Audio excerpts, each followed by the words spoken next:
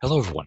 In this video, we're going to be talking about the poetics of prose, the way in which authors can use delay and anticipation in order to affect the kind of emotions that they want to engender in their readers. We're going to be looking at this from two different angles, on the level of narrative structure as the story unfolds, and also on the level of language itself. And both of these techniques are employed in the story that I asked you to read for this week, Incarnations of Burned Children.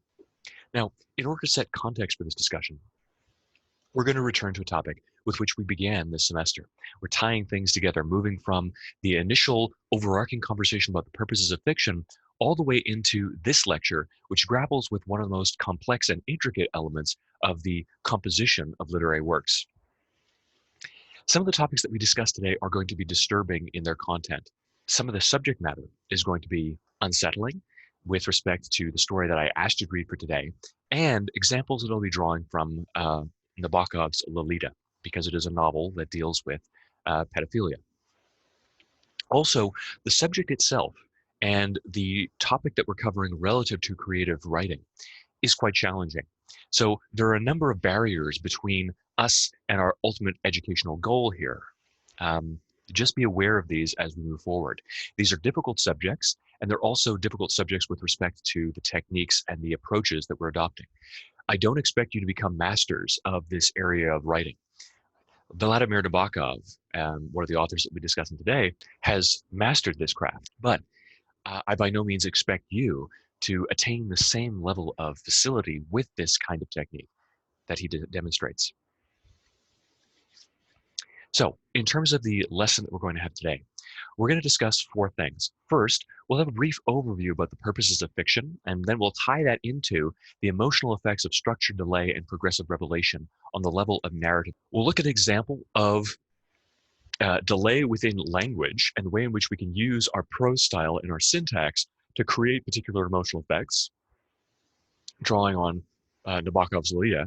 And then we'll turn to the text that I assigned you to read for today, Incarnations of Burned Children by David Foster Wallace. First of all, I'd like you to recall what we said about the purposes of literature. Take about 2-3 minutes on your own to think about the function of literature, why you write, why people write, why we read, and why storytelling is such an integral component of our own identities and our own cultural products. Everything that we use to entertain ourselves, in some sense, is narrative. From video games to movies to novels to short stories and plays, all of these are constructed around narrative. What is the purpose of narrative? What is the purpose of narrative fiction? Pause the video, take 2 minutes to think about that, and then come back. Okay. So, one of the reasons that people write, at least according to some of my favorite authors, is that poetry, narrative, literature in all its forms, enables us to articulate and to understand an emotional experience that with which we cannot grapple otherwise. It also enables us to share that emotional experience, opening up a community of empathy and understanding amongst people with disparate experiences.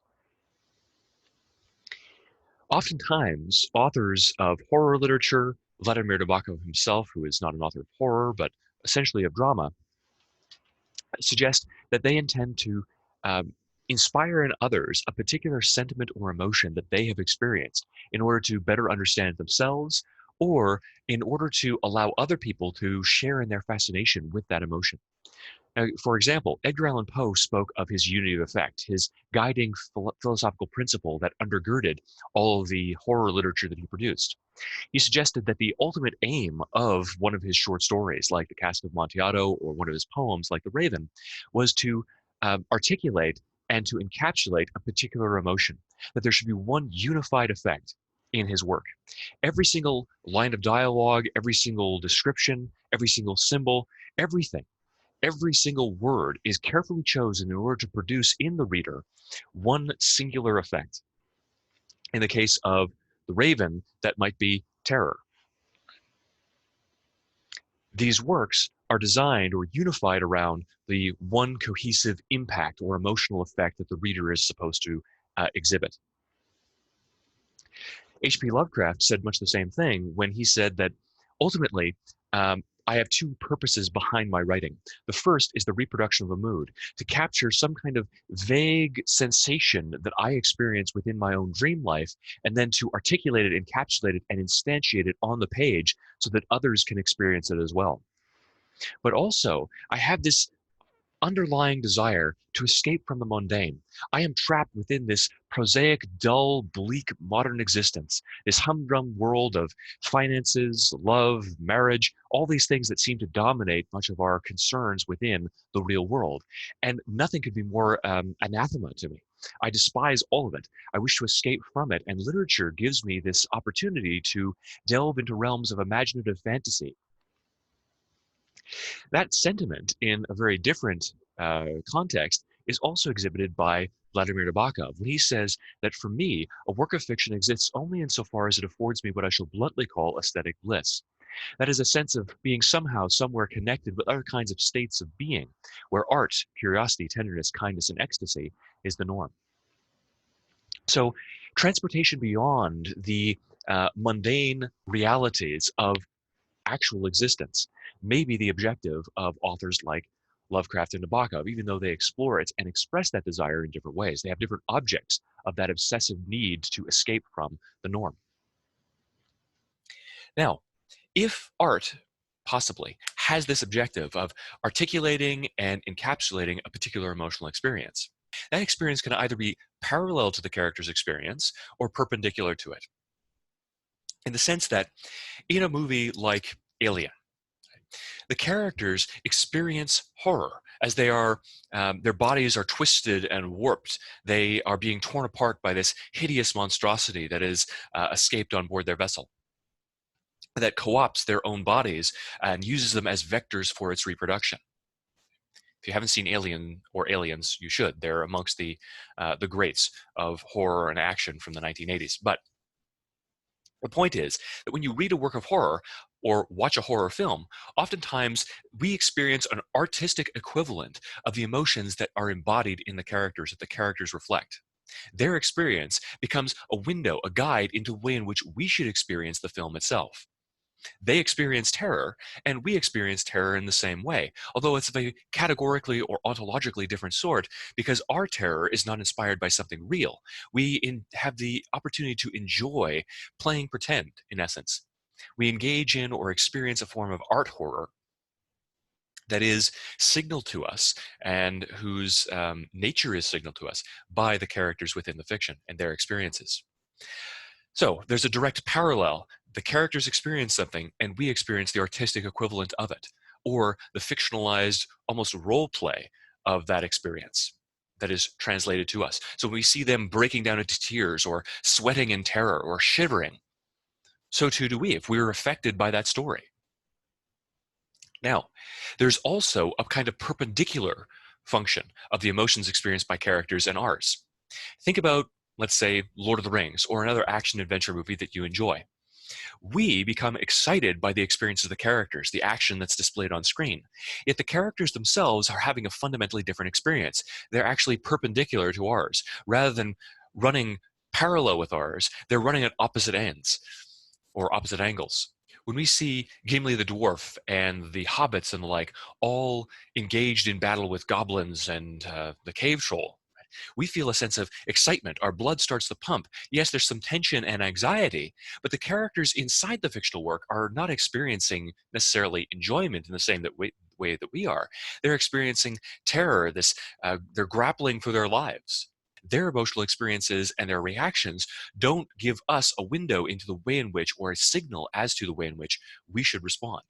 The reason I discuss this topic is because fiction oftentimes uses various techniques to signal the emotional responses that the reader is supposed to have, whether that's in parallel with the characters or it's perpendicular to the experience of the characters. One of the techniques that authors can employ to create this kind of emotion is not just to be found in word choice or the description of events or events themselves. It can also be found in the very language through which the story is mediated to us. Written fiction, unlike other media, has a unique ability to mirror characters' experiences, to create a kind of parallelism or anti-parallelism between the experience that is mediated to us through the narrator on the level of his language and his prose style, and the experience that we are meant to have within the fiction. The structure of a story and the structure of your sentences can be as important for conveying the emotion that you wish your reader to experience as any other element of the story.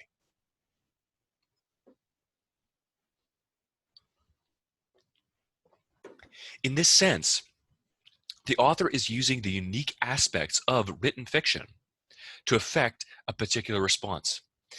We see this reality in poetic fiction quite frequently. We pay attention to line breaks and rhythm and rhyme of speech. We think about meter, but we don't often think about it when we consider prose. We don't think about, in essence, the poetics of prose that are used to convey emotion, or used to, if developed properly, inspire emotion in a prospective reader. This is something we're going to be discussing in today's class. The structure of narrative, the narrative that unfolds, and also the structure of sentences. So, structure. Structure is effective at creating delay and enforcing tension. If you think back to a Hitchcock film, Alfred Hitchcock said that suspense is seeing the timer on a bomb underneath the table clicking down while the characters sitting around the table are utterly unaware of its presence. That delay, the wait itself, builds tension. The structure of stories can be such that there's a gradual revelation of something, or the reader is aware of something that other characters are not. There can be deliberate concealment of elements of the fiction, or some kind of mystery that exists within the work of fiction. So, think about your works of flash fiction. We said that one of the things you might want to try to do is to develop a kind of twist ending, something that is surprising or shocking. Think about what you did in those stories to help make that surprise actually surprising, to help make it effective as a twist or turn. Film, narrative fiction, literature, all of these works can use the effect of delay to set up expectations, to set up a desire for revelation in the reader. I want to know what's going to happen. I want to have answers to these questions that the story has inspired for me, but I don't have them. So I'm encouraged to continue reading, and I'm developing an emotional tie to this gradual process of revelation. Now, these gestures can be legitimate, they can be honest, there can be a suggestion of what is to come, or they can be dishonest. You, in the clues that you leave and the structure that you develop, the ending that you cause your reader to expect, can be deceptive. You can lead your reader to come to incorrect conclusions regarding what is going to transpire by the end of this story by leaving red herrings, leaving false clues within the narrative structure and within what you choose to reveal at any given moment. And whatever choice you make, whether you're being honest about a kind of foreshadowing or you're being dishonest by leaving red herrings, right, false clues, has a different impact on the reader. You have to think about what your structure, what your gradual revelations or your refusals to reveal something are going to do to the reader, and how he or she will respond to the approach that you adopt. You can color the way in which your reader is going to respond to each successive event, and then finally the culminating events, the conclusion or climax of your narrative, by considering what you reveal, how you reveal it, and how you portion out those revelations. How long are you going to delay the revelations that the reader needs to either construct the appropriate picture of what the story is actually about, or what your conclusion is going to be, or an inappropriate or incorrect understanding of what it's going to be about? But the poetics of structure do not just apply to narrative structure and gradual revelation or a refusal to reveal, right? These deliberate frustrations of our desire for coherence and completeness by refusing to reveal germane or salient points regarding the narrative. The poetics of language itself can be used on the level of syntax and paragraphs. As an example of what I'm talking about, I have a passage from Lolita. And what I'm going to be doing with this passage is quite different from anything that we've done thus far in the course. Up until now, we've been talking generally about theme, symbolism, characterization, how we can reveal something about character through what they say and how they say it. Or how symbols can be used to represent themes, as we used in the spider's thread. Here, we're going to be looking at language as language, how the flow and ebb of language, how the use of different kinds of punctuation markers, how the length or the lengthening or contraction of sentences can actually impact the reader and convey an emotional experience, either in parallel to the characters or perpendicular to the character's experience. In this slide, we have an excerpt from Lolita, Vladimir Nabokov's most famous novel in all likelihood. This novel deals with Humbert Humbert, the narrator of this work, who is unreliable in the extreme and is speaking to the ladies and gentlemen of his jury. It seems as if he is in prison, awaiting trial and now undergoing trial for his pedophilic grooming of a young girl that he has named Lolita. One of the things that he discusses is his own childhood and his maturation. Within that context, he discusses his initial sort of sexual forays with another young girl when he was approximately the same age. He draws from Poe's poem Annabel Lee, speaking about his own Annabel Lee. We're going to look at this passage on the level of its language, and I'm going to break it down in that way. I'm going to give you almost a close reading of how he uses each comma, each sentence, each colon, the length of sentences and its variations in order to understand how his emotional experience is being conveyed and our perspective emotional experience and our approach to the text is being developed. So, there on the soft sand, a few feet away from our elders, we would sprawl all morning in a petrified paroxysm of desire and take advantage of every blessed quirk in space and time to touch each other. Her hand, half hidden in the sand, would creep towards me, its slender brown fingers sleepwalking nearer and nearer. Then her opalescent knee would start on a long, cautious journey. Sometimes a chance rampart built by younger children granted us sufficient concealment to graze each other's salty lips. These incomplete contacts drove our healthy and inexperienced young bodies to such a state of exasperation that not even the cold blue water under which we still clawed at each other could bring relief. Now, the novella, Lolita, is designed to create that state of aesthetic bliss that we mentioned earlier on. Humbert Humbert, as a malicious narrator, is trying to make his revelation of this story, his construction of the narrative, into a parallel experience for his judgmental members of the jury, the people who are condemning him. He wants to condemn them by suggesting that they have the same desires that he does. And he affects this approach through the language in which he conveys this narrative, through the series of delays, pauses, and asides that he integrates into this narrative of, for them, pedophilia. Because although it's not really pedophilic in the sense that he is at the same age as this girl in the context of the narrative that he's relating, right? It is for them if they have any kind of reaction to it. Humbert's sexual encounters with his Annabel Lee and the object of obsession that replaces her illustrate the parallel between our fictional author, Humbert Humbert, his experience, and ours, or the experience of his jury members, on the level of his language. We begin with a series of short segments divided by commas. So it's almost like there's this punctuation or staccato series of short images. Then Humbert takes us away from the elders with this long subdivision. There's this attempt to escape from them in this lengthy, extensive excursus. Here, our narrator proves that he desires that we read the text. This is not something that is meant to be heard. It is something to be read, mediated to us by the actual physical structure of the words on the page. Spoken, this passage leaves Humbert breathless because it's so extensive. If he's delivering this verbally or orally, it's incredibly lengthy. However, read, it leaves us breathless. He also allows us an intake of breath through his anticipatory pause, the colon.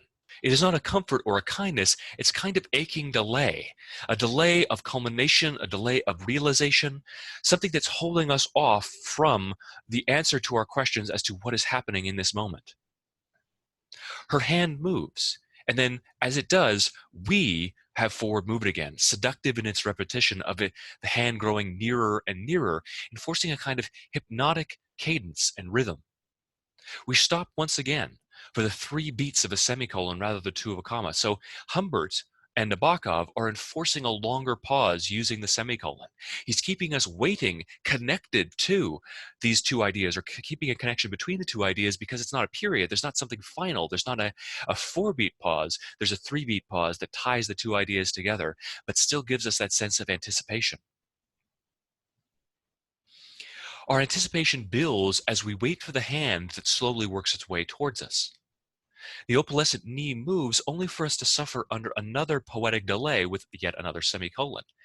Right? He diverts. He doesn't offer culmination of that brief gesture of the hand. He moves to something else after that anticipatory pause. Neither of those contacts actually makes contact. Neither of those motions reaches culmination or fulfillment. We fall then into a long, cautious journey into a seeming aside regarding ramparts and children. So he enforces a kind of delay of our experience of the narrative that he is relating by including this extensive digression into ramparts, those ramparts that conceal him from his judging elders in the context of this narrative.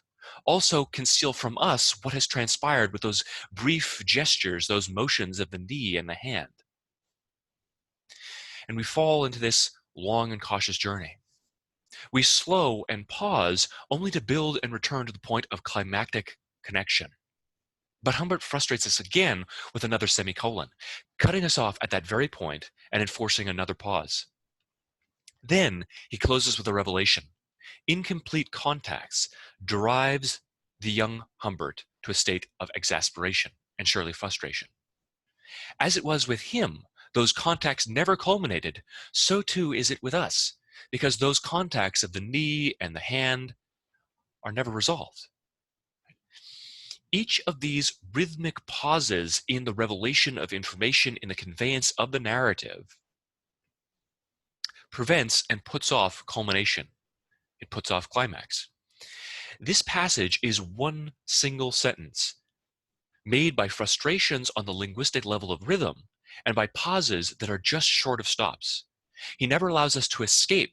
He has us enraptured and trapped within his language, this long, meandering excursus, but the variation of pauses within it and the way in which he digresses mediates to us his emotional and affective and physical experience inside the story. We cannot escape the passage. Humbert traps us in his language. Throughout the entire experience, there's no stopping point. We can't look away from the scene which seduces us. All of our experiences are incomplete.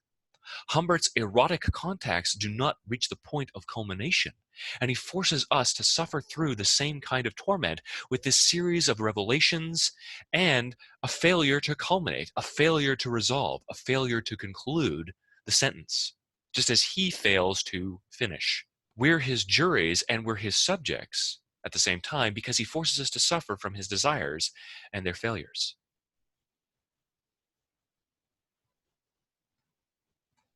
Now, there are innumerable examples of this kind of poetic prose, this mirroring of Humbert's experience on the level of his language so as to force his readers and his jury members to experience them in parallel throughout Lolita. But the emotional experience is mediated to us based on what Humbert chooses to reveal, what he chooses to conceal, and the language and pauses that he uses to demonstrate it or to convey it. Heady stuff. None of us is going to be Nabokov. None of us is going to be able to do this to the level that Nabokov can. But just being able to recognize it in practice and to begin to think about your stories and other people's stories on the level of their language in this way is more than enough for our purposes. Now what I'd like you to do is to think about the structure in Incarnations of Burned Children. Can you think about the structure of revelation on the level of narrative? Can you think about the way in which the author is using sentence structure and language to some effect to create some kind of emotional experience and what that emotional experience might be? So the question that I have for you to consider, how does the narrative and syntactical structure of the short story create emotion, reveal character, or impact the implied reader? The implied reader is a kind of literary construct. We can't really speak about how the reader is going to respond to a work of fiction because we don't know. I don't know how you or any other member of the class would respond to reading, for instance, that passage from Lolita. However, the implied reader is the kind of construct or the projection that the story has, or the reader that is anticipated by the codes, conventions, and signals of the story.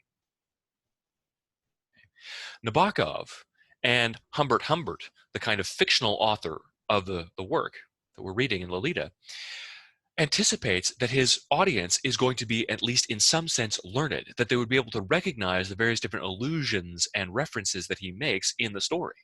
So there's something we know about the reader or the implied reader of the work. They're intelligent and they're educated, and they have had a kind of education in the classics. So take a few minutes to think about that question, and then when we're done, we'll come back to this and I'll give you some answers. Okay, so on the level of narrative structure, we have a gradual postponement of revelation. On the level of structure, the mystery, the horrifying surprise that greets the married couple is also a surprise for us. We have a building sense of tension because we know that something is wrong, as do they. They have a sense of comfort and ease, or that they have been able to address the problem, but the child continues to suffer and scream. So they're unable to piece together what it is that has actually transpired. So there's this parallelism on the level of structure until the gradual final horrifying revelation that leads to an explosion of violence and anger on the part of the father. We have a series of expectations that are built because we think that the problem has been addressed. The father has raced in and saved the child, put him under the water, and prevented him from having horrific burns. So we think that there's safety, but there's still something, an undercurrent that makes us feel disturbed, or that creates a sense of unease or tension. On the level of sentence structure, you're reading a story that is about 9 sentences long. This flow enforces on the level of language the tension and the experience of the characters. They are caught. They're in this frantic, desperate state of mind. There's no rest. There's no actual ability to think. And so you have these long meandering passages or long meandering sentences that keep us trapped in the experience of the sentences as they are trapped in the experience of that moment. There's no pause for breath. There's a kind of dreamlike tension enforced by the language.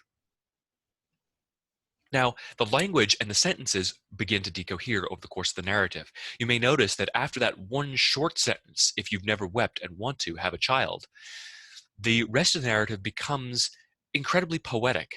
So on the level of the language that the author uses as the story evolves, there's this gradual evolution into incoherence and nonsense. They are taken out of the reality of the experience because it becomes almost like this dreamlike fantasy. And so too are we. So as the child's soul leaves its body in that culminating mysterious passage, so too do we leave the concrete nature of the story, the body of the story. Now, on the level of language, there's also the reality that the one sentence that is short is highlighted as a result. And it's a signal to us that the one clear, concrete reality of the characters, the one thing that remains true, the one thing that they can experience and realize is, if you've never wept and want to, have a child. It's this brief crystallization of their emotional experience of the narrative. And it is mediated to us through that one single sentence. Short, concise, and precise, unlike everything else. That precision and that clarity, that brevity, highlights the emotional experience, the impact of it. It becomes like a quick sucker punch after you've become accustomed to this long, flowing, meandering, all but incoherent prose. Again, I don't expect you to be able to write like this. I don't expect that I could ever write like this. The point is that we grow by recognizing the techniques that other authors employ and grappling with them. So continue to think about the poetics of language, the poetics of prose, and the way in which gradual revelations, pauses, punctuation, sentence structure, and length can all impact and mediate the experience of the text. Practice with it. See how you can try to do the same thing, or you can employ the same kind of approach. But again, we're just learning. And if you're not satisfied with the results, that's fine, because you still have plenty of time to grow.